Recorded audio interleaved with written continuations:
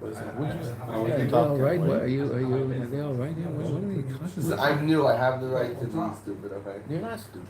What am I missing? Ignorant, but not stupid. What? Ignorant? What am I It's missing? true. What am I missing? I'll talk to you later. We'll have a discussion. Forget Okay. about it. I think I want to interrupt this. Okay. We have a mimer to finish, so we'll finish it, and then we'll go back over everything we did in the mimer. And, It's exciting. It's exciting.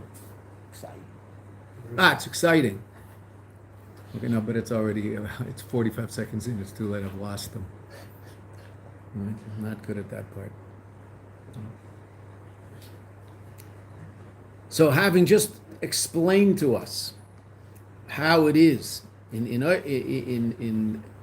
the basic question in the mimer is how is it that the Mayim Rabim can't douse the love of the neshama? Could we pass that mimer down, please? Talk. No, the other way. How it is that the Mayim Rabim can't douse the Ava because the source of the Mayim Rabim is from Toyu and the source of the Neshama is from Tikkun. We said no, the source of the Neshama is from Atzmus. And in that context, we said that the Neshama experiences an aliyah by virtue of coming into this world. Not only can the Mayim Rabim not douse the love, but ultimately the Neshama experiences an aliyah. And we tried to understand that. How can that aliyah be? And that's what we just did in Oisei, which we will go over again. So when we do the whole mimer, so we'll leave that. V'yesh l'kasha zeh, the last paragraph in the mimer. V'yesh l'kasha zeh im inyan the Yaakov halach l'darka. We can connect this with the famous idea of Yaakov halach l'darka. Yaakov went on his way. Now, when does Yaakov go on his way? So Yaakov goes on his way at different times. What's it relative to? So it's relative to the end of Tishrei. Yaakov halach l'darka. So there are three different times that are generally ascribed to the inyan of Yaakov halach l'darka. One is Meitzi Simchas Torah, the end of the holidays of Tishrei, where sometimes people say as they're leaving shul, Yaakov halach l'darkei. Now we take everything we have from Tishrei and we leave. And it's true that people left. And it would take the person who lived farthest away, it would take him 15 days, 2 weeks, 15 days to get to his house near Nahar Pras, near the Euphrates River, and we all waited for that person. And for that reason, we're still saying V'sein Brocha, and we're not saying V'sein Talu Mata Livrocha. Why? Well, because we've mentioned the existence of rain, but we haven't asked for the existence of rain. We've mentioned it in the second bracha in Shemana Esrei, but we haven't asked for it. The 13 intermediate brachas are brachas of bakasha, of requesting things from HaKadosh Baruch Hu. In Barech Aleinu, which is called Birchas Hashanim, in that bracha we will begin tonight in Marav to say V'sein Talu Mata Livrocha. Right? And look up the halachas. Okay, make sure that you know that if you miss it, what do you do, etc. Okay. V'sein Talu Mata Livrocha. We start saying tonight here in Eretz Yisrael. In Chutz La'aretz they don't start now. They start on December 4th, December 5th. It's based on the 60 days after the Tekufa of Tishrei. But in Eretz Yisrael we start 14 days, 15 days after Simchas Torah. Why? Because we wait for the last Jew to make it to his house, and that last Jew evidently lived somewhere near the Euphrates River, which is the eastern boundary of Eretz Yisrael, and it would take him 2 weeks to get there. So all of the Yidden who needed rain would wait until that last Jew went home. Right? And that's called Yaakov halach l'darkei. So when did we start on our way? Well, the first place is Meitzi Simchas Torah. Right? Another place of Yaakov halach l'darkei is Meitzi Shabbos Bereishis, because that's the last special day in Tishrei. And the last V'Yaakov halach l'darkei is Meitzi Shabbos Parshas Noach, because Noach is the first Shabbos in Cheshvan. First Shabbos once we're out, once we're home. Now, sometimes Shabbos Noach takes place before Zayin Mar Cheshvan, like this year. Right? It's Wardim Lech Lecha, and we still haven't said V'sein Talim Mata Livracha. Again, we'll start tonight. The Rebbe made from Zayin Cheshvan a Yom Tov. The Rebbe used to forbring Zayin Cheshvan. It's starting around Mem Aleph, Mem Beis, somewhere there. The Rebbe started forbringing on Zayin Mar Cheshvan, asked people to stay, people who would stay Tishrei until Zayin Mar Cheshvan and then go home. It doesn't take 2 weeks to get home anymore. There's these things called planes, and it takes a day. So the Rebbe would ask people to stay. The only people who could stay, of course, were the unemployed, Bachrim. Right? Anybody who had a job had to go home. Right? But unemployed people, they're called Bachrim generally. So those unemployed people would stay for another 2 weeks, if the yeshivas gave them. Today, there's something called Kvutza. Israeli Bachrim go to the Rebbe for a year. After 3 years of what's called Yeshiva Gedela, they do 3 years of Yeshiva Ketana. Here in Eretz Yisrael, it's called Yeshiva Ketana. In the rest of the world, it's called Mesifta. Yeshiva Ketana, that's 13, 14, 14, 15, 15, 16, those years. And then they do 3 years of Yeshiva Gedela, and then they do a year by the Rebbe. It's called Kvutza.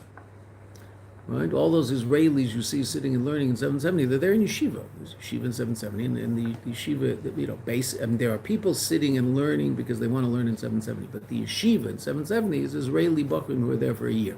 It's called Kvutza. When does Kvutza start? They get there on the right before Chayel. When does it end? This year's Kvutza. When does it end? They all leave tomorrow. Zayin Cheshvan.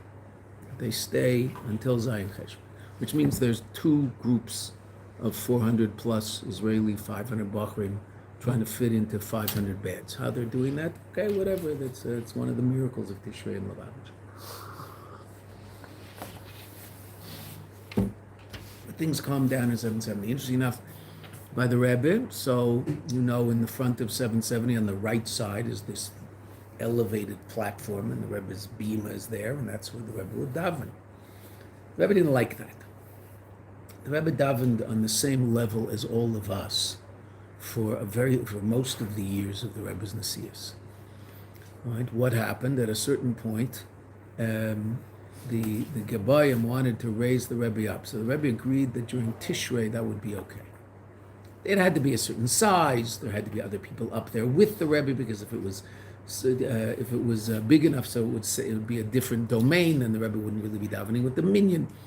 There were all sorts of interesting discussions as to how to build it, but okay, they built it, and other people would stand up there with the Rebbe, often children. Rabbi Groner was always there, and the Rebbe would be up on the platform, but only Tishrei. And the Rebbe didn't like the platform, so they would take it down. Simchas Torah. Tafshin Mem Aleph. Once the Rebbe started talking about Zayin Cheshvan, so it started staying up until Zayin Cheshvan. What was the official end of Tishrei? What is the official end of Tishrei in 770? Zayin Mar Cheshvan. Tonight. Right? And that's Yaakov Halach L'Darkei. That's another Yaakov Halach. That's the official end. Yaakov Halach L'Darkei. Right? Okay. So what's Yaakov Halach L'Darkei? Leaving the magic of Tishrei, the holiness of Tishrei, and going back into mundane reality, and taking all of the keiches that someone has managed to accrue to themselves through their avodah in Tishrei, to take that into everyday life. Shibametzi Shabbos Parshas Neich, Dahagam, that even though Shalach Chodesh Tishrei, even though after Chodesh Tishrei, Heilich L'Darkei, he goes on his way, Gam Binyonei Reshus, relative to matters of permission, meaning things that he's allowed to do, but not things that he has to do. Right? Mitzvahs are something I have to do. There's other things I'm allowed to do. They're mutter. I don't have to do them. Right? I don't have to eat lunch. I'm allowed to eat lunch. I don't have to. Right? If I don't want to eat lunch, so don't eat lunch. I mean, you should eat. Because if you don't eat, you won't be healthy. But you don't have to eat any particular meal. Well, on Yom Tov, you have to have a Yom Tov meal. That's a mitzvah. Right? Mitzvah and reshus. Okay. So one of the things that we spend a lot of our time doing is reshus. Go make a living, right? You're allowed to make a living. Do you have to make a living? Well, if you're independently wealthy, you don't. Just live off your grandfather's money. And okay, fine. There's people who do that. Right? So they don't have to make a living. But someone's going to, at some point in the family, and some that already did at some point. So those are called inyane reshus, things that we don't have to do, but that we are allowed to do. Ubeuvdin dechol, and in matters of mundane reality, right? They're not holy, they're not forbidden, but they're not holy. Va'ad, to such an extent that where does the person go? Lebechinas Mayim Rabim. He descends into the Mayim Rabim that we discussed about at such great length in the Maimer. Mikol Mokim, nevertheless, al yedei zeg gufa, by virtue of this itself, umis'ala yoseh, he's elevated even greater. Meaning the ultimate elevation is to take the koyach of Tishrei into the rest of the year. What exists for what, so to speak? The week exists for Shabbos, or Shabbos exists for the week? The year exists for Tishrei, or Tishrei exists for the year? And there's different people have different ways of understanding. Whether I'm not talking about what you've read in books.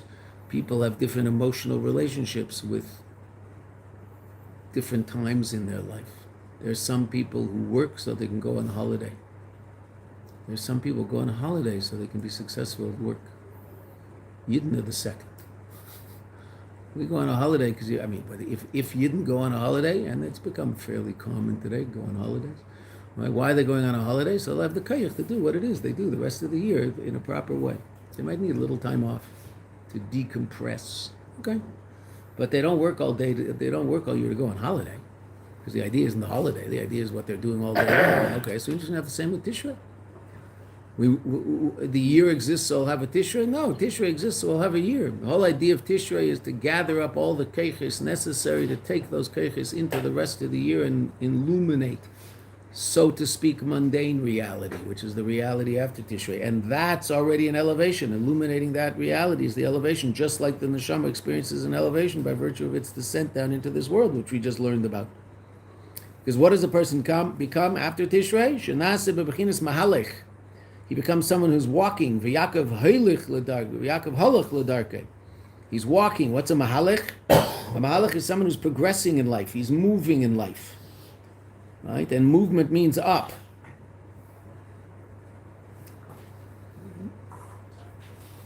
If I'm not moving, I'm falling back. Because time is moving. So am I moving with it, staying ahead of it, so to speak? Or is it passing me by? Ukaloshna kosav Yaakov halach l'darka. Yaakov went on his way. He became a mahalech. The pasuk that describes the difference between malachim and people. What's the difference between malachim and people? Malachim are called oimdim. They stand. They are what they are. They don't progress. What are people? They're called mahalchim. They progress. They grow. They change. One of the saddest things in the world is talking to someone who's middle-aged and they wish they were 20. Really? You really want to give up all those things you learned and experienced in the last 25 years and be who you were 25 years ago? Why in the world would you want to go there? Right? That doesn't mean that was a bad place. It was a great place. Right?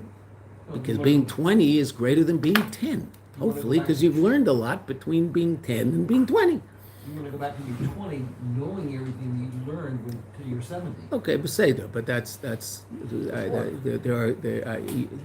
people who say it usually just want the physical prowess, etc., etc. I mean, it's a package deal. Right? It's a package deal. Now there's some 20-year-olds who are 70, and they shuffle along as if they're already old, right? And they're afraid to do anything that's in any way, shape, or form somewhat out of the box because, I don't know what's going to be. Right? 7-year-olds, tend to be a little more conservative, right? The investment practices of a 70-year-old are going to be a little more conservative than the investment practices of a 20-year-old, because the 20-year-old, if he loses it, he has time to make it back. The 70-year-old, if he goes to his financial advisor and shows him his portfolio for his retirement, he'll say, "Why is your money in there?" That's a very good thing to do when you're 30, but not when you're 70. Take it out and put it in something a little calmer and a little more sure, because if, God forbid, you lose it, you're not going to get it back. That's what they say. So Besedus, if Barry doesn't agree with them, I don't care. That's what they say, right? Right, okay. shaking his head over there. I get voted on every time I say anything. But that's what they say. Okay. But I'd still rather have gone through the process of halach. Going, growing, changing. That's life. That's what life is all about. It's very sad to see a 65-year-old dressed like a 20-year-old. Well, hello? Where are you? Who are you? What are you doing? V'yadiyah zu, this knowledge, she'arida l'darka b'inyanim reshus, that his descent into mundane matters that have to be taken care of after Tishrei, Hit Tzorech Aliyah, is ultimately for the purpose of an Aliyah. That's really what the Eibishter wants. There's a Tishrei in order to take all of the keiches of Tishrei into the rest of the year. Pai Elis, that causes Sha'alicha Tiyeh B'simcha V'tuv Levav. That causes that his walking, his progressing, his work in the context of everyday reality will be with joy and gladness of heart. Al derech masha kosev, like it says by Yaakov Avinu. After Yaakov Avinu went to Lavan. But he got to Lavan and he realized he had passed by the Beis HaMikdash and he hadn't visited, so he went back to the place of the Beis HaMikdash. Parshas Vayetze, the beginning of Parshas Vayetze. And he has a dream there, and the dream is that the Eibishter shows up to him and tells him, you're going to go to Lavan, it's going to be difficult, it's going to be hard, but you should know it's all going to work out, and you come back to Eretz Yisrael and everything will be good. Right? And what does it say? Yes, Yaakov woke up. V'yiseh Yaakov Ragav. He picked up his feet, and Rashi says he walked with a spring in his step. Simcha. Why? Because he was told all these incredible things. That yes, there's going to be some difficulty, but in the end, it's all going to be good. V'alderech mashakasav v'gabi Yaakov. V'yiseh Yaakov Ragav. He picked up his feet, and Rashi explains he's walked with Simcha Mishin Isbasa B'Seder Torah, because we had given this good news by the Eibishter that it's all going to work out. So we've been given good news also. What's our good news? That the end of Tishrei is all about the elevation of going into the rest of the year. And it's an elevation, even though it might be challenging. V'zeh peil, and this causes shavedosei tia betachlis hashleimus. This causes that his aveda will be betachlis hashleimus in a complete way, u'lamaydim midid of agbola and beyond limitation. B'chinas b'chol me'adecho. V'haftas v'alecha b'chol levavcho. And what's beyond limitation? To go beyond yourself, beyond your own intellect, beyond your own emotions. Tap into something deeper in you, which is the essence of your soul, which we talked about so much in this mind. Ki simcha peretz kol hagadarim, because simcha bursts boundaries. A statement that's such a common statement that no one knows that it comes from the Rebbe Rashab. People think it must be Chazal. It must be some Gemara somewhere. No, it's Rebbe Rashab in Mayim about Chasnas.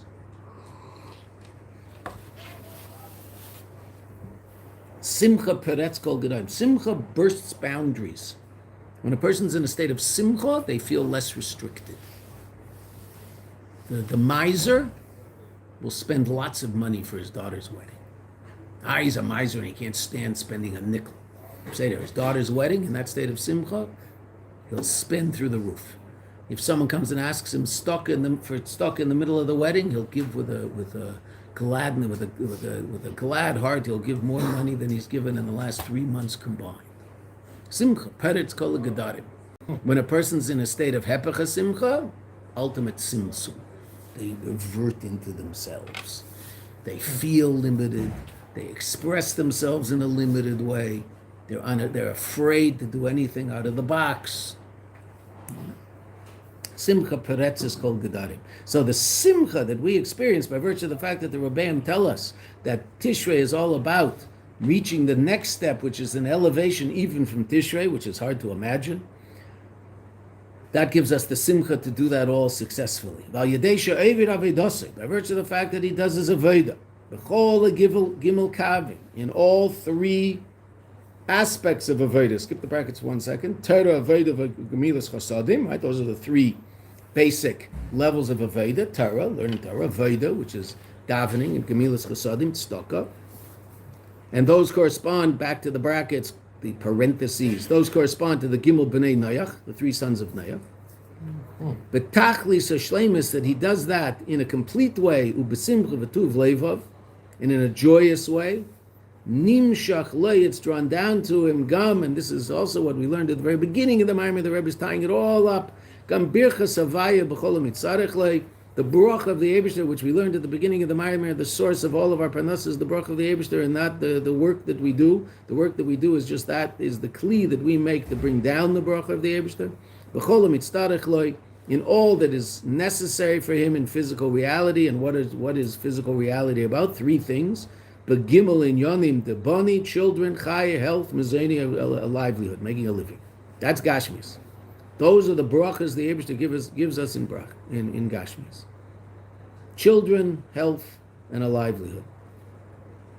But and we'll get all that from the Eibishter if we do our Aveda b'simcha b'tuv leva b'tachlis hashleimus in a complete way, b'simcha tuv leva, with simcha and gladness of heart, hein beruchnius, hein begashmius, both in a spiritual way, our spiritual sustenance, and gashmius, our physical sustenance, uberuchnius v'gashmius gam yachad, and the two of them together. L'chaim, l'chaim. That's Mayim Rabim. Now we have time. We can go over the whole Mayim. It's a short Mayim. We can do the whole Mayim. I don't know. Did they make an official announcement whether there's Chassidus tomorrow? Should be. Well, there's a trip. Yeah, so, but isn't it after like? Yeah, no, I know, but they said there might be, there might not be. I don't know what the official line I was. don't think we can look. I think there won't be. Oh, maybe there Won't be? There's a, That's what I think. Aiden thinks there won't. there's a Reddit? You know what they say? They used to say in my day, that and a quarter will get you a cup of coffee. Now, a cup of coffee was a quarter in those days. Like that and a quarter won't get you anything today. Okay. It won't even, at this point, it won't get you gumbo. Gumbos are now 50 cents. Yeah. Yesterday. I grew up, there was something called a jawbreaker. Jawbreaker was something this big and something that changed colors, and it basically lasted for That's 2 right. hours. And there were 2 for a penny. 2 for a penny. 2 jawbreakers for a penny. Okay, Mayim Rabim. Okay. Yeah? Hello? Yes.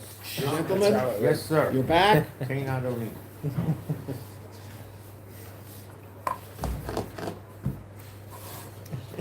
Mayim Rabim lo yuchel chavos esavo, as the Rebbe say. That the turbulence of life in this world, all the craziness of life in this world, which is called by Shlomo Melech Mayim Rabim, lo yuchel chavos esavo, isn't able to douse the natural love of the Nefesh Elokis, meaning even though the Nefesh Elokis comes into this world and deals with all the craziness it has to deal with by virtue of having a neighbor called the Nefesh Bahamis, the animal soul, and living in a house called the Guf, which itself is a rather a wild creature.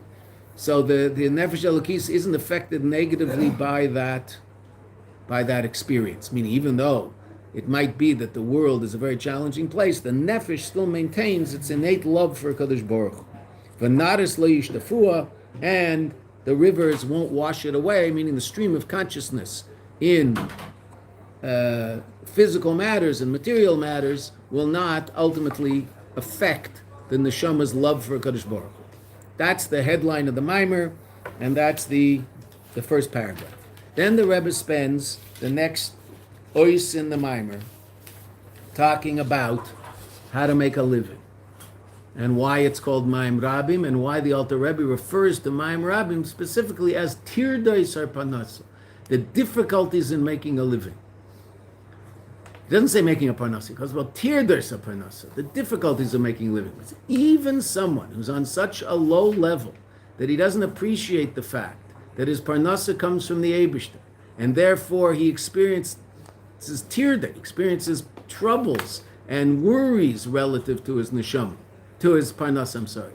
Worry to realize that it all comes from the Eibishter, and his worrying doesn't help one bit, right? Rabbi Vichten used to quote, I haven't heard him quoting for a long time. Some old Chassidish Rebbe, but not one of the Rebbeim that we've all heard of. It's still a holy Jew.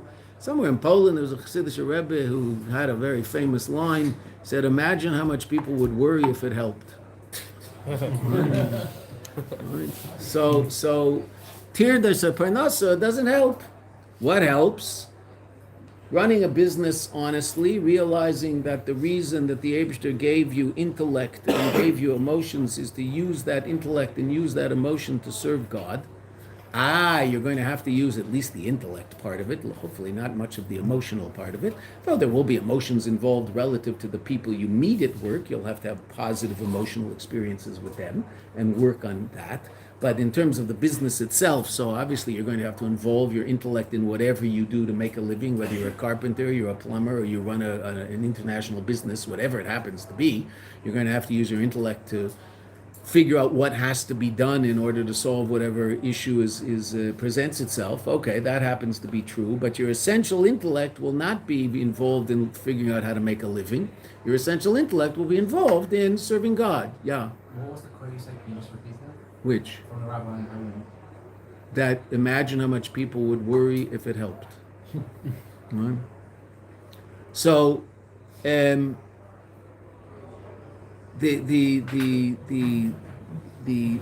reason we were given intellect was to use that intellect to serve HaKadosh Baruch Hu.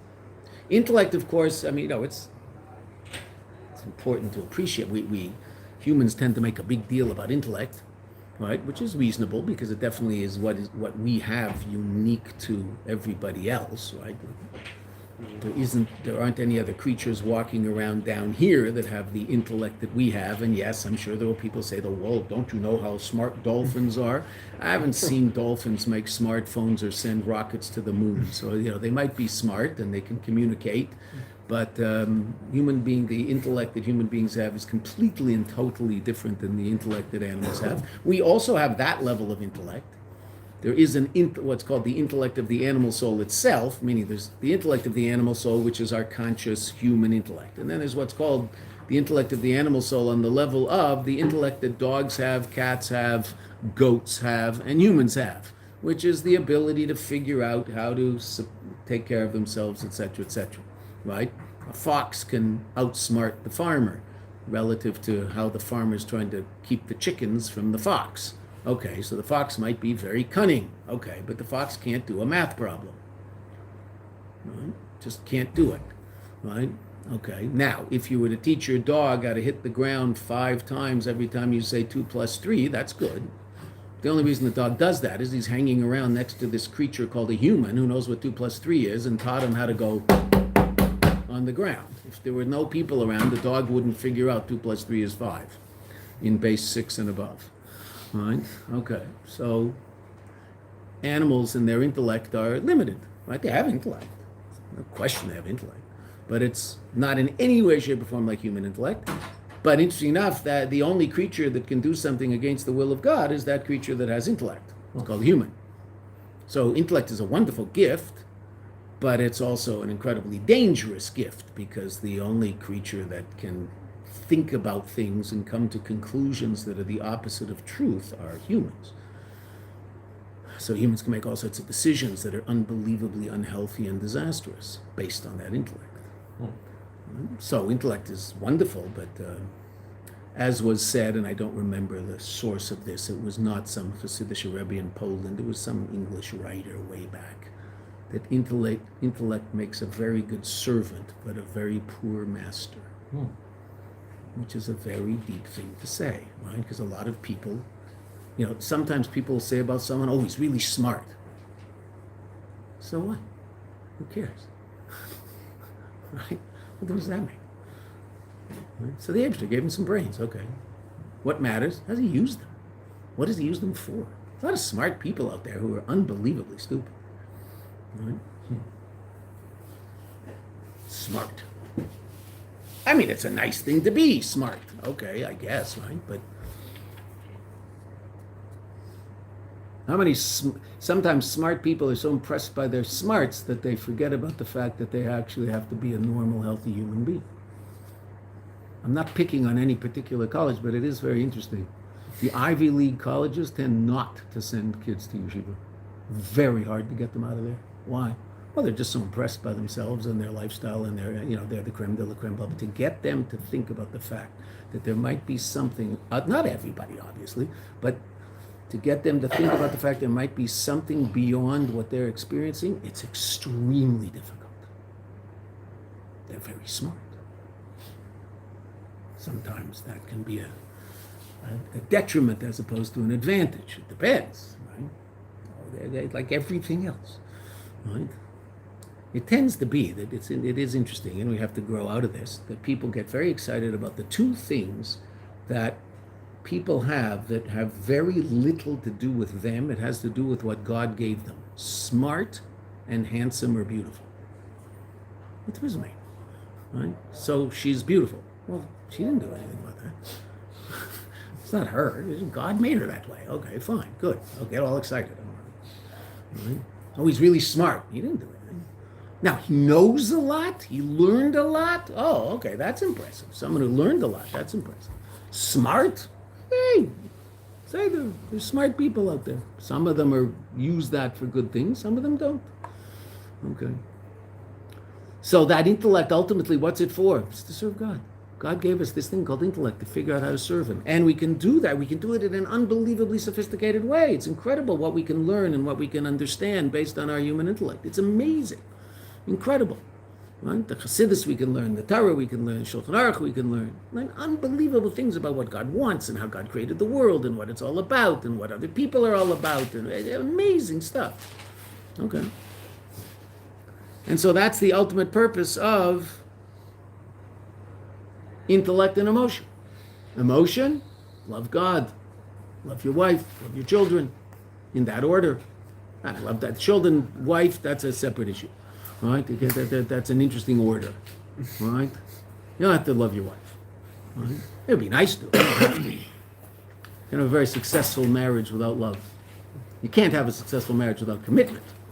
You can have an unsuccessful marriage with a lot of love and no commitment. That'll be pretty unsuccessful. Right? The single most important part of the marriage is the commitment.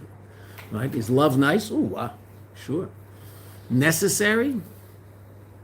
In your relationship with God, you're supposed to love God. Is it absolutely necessary? Well, it's necessary because it's a mitzvah, but can you serve God even though you haven't come to the point where you actually love Him? Yes, absolutely. 100%. You can do what He wants. You want it to be b'pnimius, you want it to be an expression of who you really are, so you're going to have to think about things in a very sophisticated way and come to a realization of why it is that loving God is a reasonable thing to do, right? Why He's worthy of your love. And the Alter Rebbe says that if you come to the intellectual conclusion that God's worthy of your love, you've fulfilled the mitzvah of v'ahavtas v'alokecha. The Alter Rebbe is very lenient in the mitzvah of avos Hashem. Do you have to actually feel the emotion? No, to fulfill the mitzvah. Should you feel the emotion? Absolutely. But in order to fulfill the mitzvah, do you have to feel the emotion of love? No. You have to be intellectually aware of the fact that God is great and worthy of your love. And therefore you want to love Him, but you might not be there yet. Okay. But what you do have is a commitment to Him. Because that's called yirah. That's called Kabbalah Soul. That's the basis of it all. The basis of your relationship with the Eibishter is Kabbalah Soul. Committed to Him. I realize that my life should be about what He wants to happen, not about what I want to happen. His agenda should be my agenda, not the other way around. He created me in His image. I didn't create Him in my image. Though I might want to say that, but that's improper use of human intellect. So if a person uses their intellect improperly and thinks that the reason they were given intellect is to go figure out how to be a more successful part of the gross national product of any particular country, so then they're missing the point, and they're drowning in the Mayim Rabim. And even that person, the Rebbe says, their neshama isn't affected. Meaning, essentially, it's affected by virtue of the fact that it can't express itself in this world, and it's frustrated by that. But it's not affected to the extent that it loves God any less. Right? So even that Mayim Rabim doesn't affect the Eibishter. Right? As we said earlier, right, and it's an important line to appreciate, especially at that point in life when a person has to, make some decisions regarding how they're going to make a living. The reason you have to make a living is so that you can lead a reasonable life, live a real life. So don't give up your life to make a living. The only reason you need to make a living is to have a life. Some people, unfortunately, sacrifice their life to make a living, which is a silly thing to do. Now, some people are forced to because they're in a situation where they really have no choice. They're, a subsistence farmer somewhere in Bangladesh, and they have to work 20 hours a day just to get their basic needs. Okay, that's a very unfortunate thing, right? No one that I know is in that situation. There are people, unfortunately, live like that. I'd imagine Aleppo, Syria, you probably have to spend a lot of time figuring out how to put food on the table, if there's a table that hasn't been blown up. But Baruch Hashem, the Eibishter didn't put us in Aleppo, Syria. He put us where he put us. And we should thank him every day that he didn't put us in Aleppo, Syria, because we just as easily be there as where we are, right? Like, why did we win the lottery and they lost?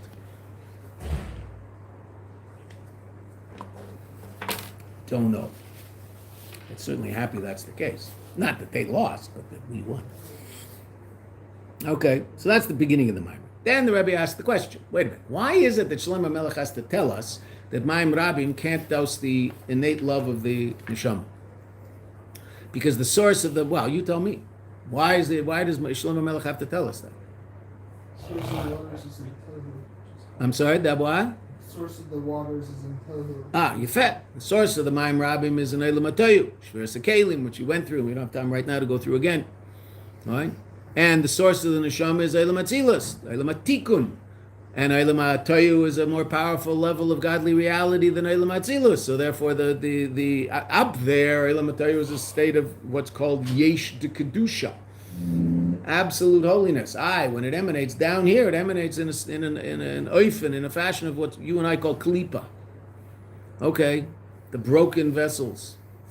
Okay, that being said, therefore the source of the Mayim Rabim is higher than the source of the neshama. So Shlomo Melech tells us you might think therefore that the neshama can't withstand that great force, and you should know that it can. Okay. And that helps us understand why the Nefesh Habahamis seems to be so unbelievably powerful in this world. Right? It's very powerful, the Nefesh Habahamis. I think most people find their Nefesh Habahamis is quite something to deal with. Okay. That's why. Then what question arises? Rabbi asks, if the source of the Mayim Rabim is Toyim, and the source of the Nefesh Elokis is Tikkun, then what?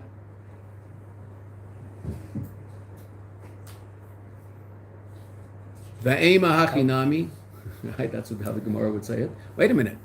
Taka, it should be then that the Mayim Rabim can wipe out the neshama, right? If the source of the Mayim Rabim is higher than the source of the neshama, then Taka, why doesn't it wipe out the innate love of the neshama? Shlomo Melech tells me it can't. Why does he have to tell me it can't? Because I would think it can. Okay, good. Then the Rebbe asks, well, but Taka, why can't it? If it's from a higher level. And what's the answer to that? What's the true source of the neshama? Atzmus. The essence of the Eibishter. The Rebbe doesn't deal with this, but we did because it's an obvious question you have to deal with. Well, I understand. This was all a game. Why is the Rebbe telling us that the source of the neshama is Atzilus, and then say, well, no, really, that's not true. The real source of the neshama is Etzel. Because there's different levels of source. We talked about that if you recall. What's your source? Your immediate source is your parents. You look like them. Right? Okay. Say that. But are they your ultimate source? No. You're sourced in your grandparents, your great-grandparents. Avram, Yitzchak, Yaakov, Sarah, Rivka, Rachel, Leah. Okay. Adam and Chava. Okay. How about the Eibishter? That's the ultimate source of it all. Okay, so there's different levels of you. What's the most powerfully revealed source of you? Your parents. You probably look like them. Right? Okay. So that's your source. That's true. So the neshama, the revealed source of the neshama is Eilam Atzilus, and that's why you say every day the neshama shenasat to be tahari. It's pure. Atabarasa. That's Eilam Atzilus. Atabarasa came into Eilam Abriya. Atayitzarta came into Eilam Yitzira. Nafach to be, it came into a body in Eilam Hazeh, in Eilam Hasi, in the world of action, the world of physical reality. Okay, that we say that every day. You hopefully said it today. Right? You should say brachas before class. You have to say at least birchas atara, but you say all the brachas before class. You have to say brachas and Kriya Shema before you eat anything or drink anything. And you should also make sure, because I meant to say this on Sunday, I guess, that Sesson Kriya Shema has moved from 9:30ish to 8:30ish. So if you haven't said Kriya Shema for whatever reason, if I'm still talking at 8:30, ignore me. Go stand in the corner and say Kriya Shema, because there's a mitzvahs aseh that's about to disappear. I don't know exactly what Sesson Kriya Shema is now. 8:35 8:35. Okay, so you have until 8:35 to say Kriya Shema today. Now that means that if after 8:35, if you haven't said Kriya Shema, then you haven't done the mitzvah of saying Kriya Shema in the morning today. And that mitzvah that's an example of a mitzvah that will never return. There was one possibility of saying Kriya Shema on the 6th of Cheshvan in the year Tavshin Pei Hey. There'll be Kriya Shema tomorrow, but it won't be the Kriya Shema you were going to say today. It's going to be the Kriya Shema you're going to say tomorrow. So yes, that's called tshuva. But the Alter Rebbe explains right in the beginning of Yigeres Tshuva that there's certain things that we can't fix. Why can't we fix them? Well, because they're gone. I can never, ever say Kriya Shema today again. One chance to do that mitzvah. So say Shema Kriya Shema, take it seriously, right? Basically make a kriyas benefesh that you never, ever, ever don't say Kriya Shema in the morning. You went to sleep at 3 in the morning, set your alarm for 6:30, do Negel Wasser, right? Rinse out your mouth, say Kriya Shema, and get back into bed until 4 in the afternoon. Who cares? But say Kriya Shema before 8:30 in the morning. You say Krishna without brachas? Yeah, absolutely. If you wake up and it's 8:34, rinse out your mouth and say Kriya Shema fast. Right? Right? What? If it's close to the time, I always say brachas quickly. Like say that, don't say brachas quick. Just make sure Kriya Shema is said. Right. Brachas is all the Rabban, Kriya Shema is a deraisa. Right? Not saying Kriya Shema in the morning is like not putting on tefillin in the morning. Right? There's a morning you get up and you don't put on tefillin. Well, I understand. You put on tefillin. Yeah, well. Say Kriya Shema every day. You verbringed until 5 in the morning. Good. The reason you verbringed was to miss a mitzvah's aseh the next day. That is that the whole verbringing is a bracha levatullah if I don't say Kriya Shema the next day. What a waste of time. The whole idea I'm sitting in verbringing is to do mitzvahs better. And the first thing I do is miss a mitzvah. That's like a bizarre way to react to it, to a verbringing. Set your alarm, get up, rinse out your mouth. If you have to go to the washroom, obviously you go to the washroom. If you went to sleep at 5, you might not have to at 7. Right? Get up, rinse out your mouth, say Kriya Shema, and then get back in bed. Doesn't the Frierdiker Rebbe say something about prioritizing Kriya Shema? That what? Doesn't the Frierdiker Rebbe say something about prioritizing Kriya Shema? No. The Torah says something about pride. You have to say Kriya Shema every day. I mean, that's just the way it is. Twice a day. Every day, twice a day. Right? It's like my friend of mine used to sing a song, Chayav Adam Libsu Mei, every day, twice a day. Right? The song about drinking a lot of l'chaims on Purim. So you'd say a person's obligated to every day, twice a day. That was his song. He doesn't ever touch the stuff, so it was a joke. Okay. So the Rebbe asked us, how can it possibly be that it doesn't douse it? Because the true source of the neshama is atzmos. Okay, then the Rebbe said, no, I know he's daled. Not only does the descent into this world not affect the neshama negatively, ultimately the neshama experiences an aliyah, an elevation, by virtue of the fact that it descends down into Elam Hazeh Gashmi, and that's the elevation of the Baal Tshuva relative to the tzaddik. The neshama above is b'chinas tzaddik, the neshama below is b'chinas Baal Tshuva, and the neshama reaches the state of Baal Tshuva down here, meaning it has to return back to where it came from. Tshuva means to return. It's not lav dafka did in a favor, but it has to go back to where it was, because it's not there. So it has to reconnect to its source in Atzmos. Okay, that was Ois Dalet. The Rebbe explained the equation. And in Ois Hey, the Rebbe said, but wait a minute. Isn't the source of the neshama in Atzmos, and there's nothing higher than Atzmos. So if you're coming from Atzmos, how can you, by virtue of coming down here, reach a higher state? There isn't a higher state than that. There's nothing beyond that. Okay? And then the Rebbe also taught us how it is that we know that the neshama is shershed in Atzmos, which is a very important thing. You can remember, wait a minute, how do I know that? Always remember, Mayim Rabim, Tavshin Lamed Ches, this Maimer. And then you go, if you don't remember, you go back. You learn the beginning of Say, the Rebbe explains. How did the Rebbe explain? Because of the Medrash in Nus Rabbah, the Min Nimlach, in whom did he take counsel? B'nishmaseim shel tzadikim. Not to understand it, just to say what it means. The Eibishter, so to speak, up there in Atzmos, is thinking, should I create a world or should I not create a world? Who did he ask? Again, obviously we understand this much more deeply later in the Maimer, but who did he ask? The Neshamas of the Tzadikim. So where were they, so to speak? In Atzmos. That's where the question was asked. Okay. And what does that mean, that amazing Medrash? What does it mean? And the Rebbe told us at the end of Isaiah, which is what we saw yesterday, what's the meaning of the neshamas, so to speak, convincing the Eibishter to create the world? The Eibishter, so to speak, up there in Atzmos had a vision. It's not a vision, because by the Eibishter it's beyond time, right? He already experienced in his beyond time reality, which is something we don't understand, he already experiences up there in Atzmos the joy he gets from our mitzvahs, even before there's a world and mitzvahs and anything happening. And the pleasure he got from our mitzvah, because the word got also doesn't exist up there. The pleasure that he gets from our mitzvahs down here, a pleasure which the Eibishter somehow experienced even before there's a down here. That's what ultimately caused, so to speak, the Eibishter to say, I want that to happen not only in a potential state where I'm experiencing the pleasure because it could be, but in an actual state where there'll actually be a physical world and be Yidden down there putting on tefillin and getting tzedakah and lighting Shabbos candles and eating kosher food. That's what I want to happen. And so he created a world. So what convinced the Eibishter to create the world, so to speak? Neshamas down here in Olam Hazeh doing mitzvahs. There were no neshamas down here in Olam Hazeh. There was no Olam Hazeh. There were no mitzvahs. There was nothing. It's all happening in pre-time, up there in Atzmus. Seder. This is beyond time. So that limitation of being before after doesn't exist by him. How does that work? We don't know. That's okay. Our job isn't to know everything. Our job is to know what it is that we can know and to not worry about those things that we can't know, because that's God's thing, not ours. It's not our job. You waste your time worrying about those things, so you're just deflecting yourself from doing what you're really supposed to do in life. Right? Just get things done down here in Olam Hazeh. No, you just philosophize about all sorts of different things that you're completely beyond your control and not part of your job description. Your job description is to be a created being serving God down here in Olam Hazeh. Your job description is not to be God.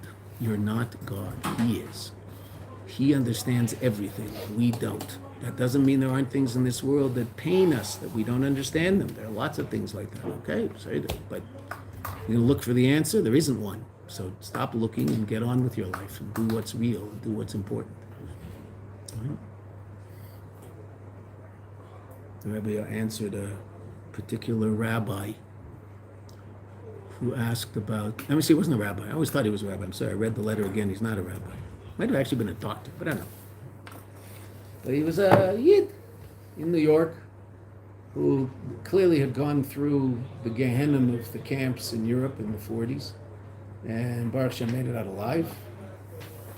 He was in New York, and he wrote the Rebbe a letter. And you never see the letter, right? You just see the Rebbe's answer, but it's obvious from the letter what it is that he asked.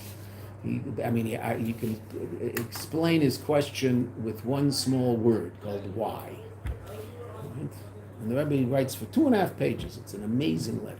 2.5 pages. The Rebbe writes him how the Eibishter created the world with a purpose in mind, and everything necessary to reach the fulfillment of that purpose, everything in the world, everything necessary in the world to reach the fulfillment of that purpose exists in the world. Because you can't possibly ask someone to do something and not give them the ability to do it. Right? So that means everything necessary to bring about what it is that you and I are supposed to bring about, which is called the Dir B'Tachtonim, the revelation of Mashiach, etc. All of everything necessary exists in the world. If it weren't here, you couldn't do it. Then the Rebbe says an amazing thing. The answer to your question doesn't exist in the world. Therefore, it's not necessary to bring Mashiach. So get on with it. Then the Rebbe signs the letter. Then the Rebbe says, Nun Beis, if this seems somewhat harsh and unfeeling, etc., I too lost family members in the war. The Rebbe lists a long list of family members who were killed either by the Russians during the war or the Nazis, including the Rebbe's sister-in-law and brother-in-law. Frierdiker Rebbe's youngest daughter and husband were killed by the Nazis. Frierdiker Rebbe had 3 daughters. 2 got out. The youngest, Shana, didn't. She and her husband were killed. The Nazis, okay. So Rebbe said, don't think this isn't personal. But it has nothing to do with it. It's really quite astounding. Okay. So we have what we need. Baruch Hashem. And so the Rebbe explained that we somehow caused the Eibishter to create the world by virtue of him experiencing this incredible pleasure he gets from us doing mitzvahs. And the Rebbe at the end, which we saw today, he connects that to the union of Yaakov Halach L'Darkei, the tremendous simcha that we should experience by virtue of the fact that just like the neshama's descent into this world is ultimately for the purpose of an aliyah, so to our descent from Tishrei into the rest of the year is for a purpose of aliyah, is for a purpose of elevation, and therefore we're besimcha when we involve ourselves in that work. That work might be more difficult than the work that's done on a certain level. But then the work done in Tishrei, it might be less enjoyable than the work done in Tishrei, even though it might not necessarily be any easier, but it might be less enjoyable. Okay, that being said, we can do it all b'simcha because we realize that that's ultimately what it's about. That's Yaakov halach l'darka. Yaakov is a mahalech. He's growing. He's progressing. He's changing, and ultimately that change should be expressed in unbelievable bracha that's drawn down to him from the Eibishter because of his tremendous avodah, and that should be expressed in Gashmius and in Ruchnius and Gashmius and Ruchnius together. And this might be one of the few Maimarim you'll ever finish, and the Rebbe doesn't say, and we should see the coming of Mashiach Tekef from Miyad Mamish. So we'll have to add that, right? You ever learn a Maimer? The Rebbe doesn't say that at the end. So now, this Maimer, in all fairness, was said in the middle of a conversation. Meaning, remember, this was said from the Rebbe's room after the heart attack, and the Rebbe was talking into the microphone, and the Rebbe was saying a sikha, and then switched to this Maimer. There was no Maimer nigid. And then right after the Maimer, the Rebbe went back to talking about something else. So it's not like there was this complete closure of the Maimer. Just the Maimer ended, and the Rebbe just kept going. I assume at the end of the sikha, the Rebbe probably talks about it. You can look it up. Parshas Noach, Tafshin Lamed Ches. Okay. We'll probably do something relevant to, even though it's still only early Cheshvan, but because in 2 weeks, 3 weeks, so I'm leaving for a week. So there's some important issues that come at the beginning and the middle of Kislev, the union of Pada B'Shalom, etc. So we'll probably do a Pada B'Shalom Maimer next. Even though it won't take us until the middle of Kislev. Say there, but we'll make sure that we've learned that when you come across it in Yud Kislev and Yud Tes Kislev, you're going to come across Pada B'Shalom a lot and Farbrengens, etc. So you'll have encountered that idea. A lot of my Marim Pada B'Shalom, the Rebbeim said in those days. Okay. What is it about? Pada B'Shalom Nafshi Mikravli. Right? Governor Melech says, redeem my soul. Right? Pada b'shalom, in peace, mikravli, from the battle is to me. Because the obvious question, if you're in the middle of a battle, how is there peace? Redeem my soul in peace, meaning peacefully, from the battle. If we're in a battle, then it's not peaceful. Right? End the battle, and I'll be in a state of peace. But how can I be in the battle and in a state of peace? What's the battle? What's the peace? What's your peaceful expression of your relationship with the Eibishter? Sitting and learning a piece of Torah. You're encountering godliness in the most idyllic, peaceful, calm way. Just trying to figure out pshat in what a kelach is, what 60 of them look like. Okay, but now you're unbelievably powerfully connected to the Eibishter at that point. What's the krav? What's the battle? The Shemona Esrei that you're about to say. And by the time you get to the second word, you'll probably be thinking about something else. Whoa. Why is this such a battle to try to tell God that I like him?